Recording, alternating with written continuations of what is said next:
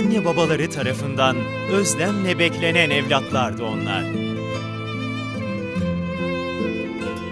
Aynı duayla, aynı coşkuyla istendiler. Dünyaya müjdeyle, sevinçle geldiler.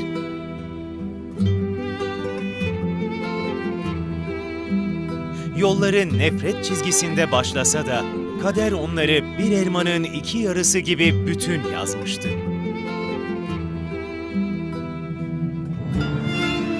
Zamanı geldiğinde birleşmek için ayrı düştü yolları.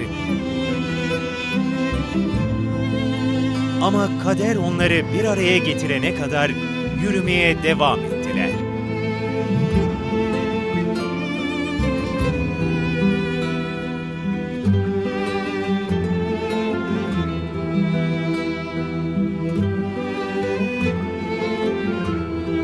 Yetim gönüller yakında Samanyolu'nda.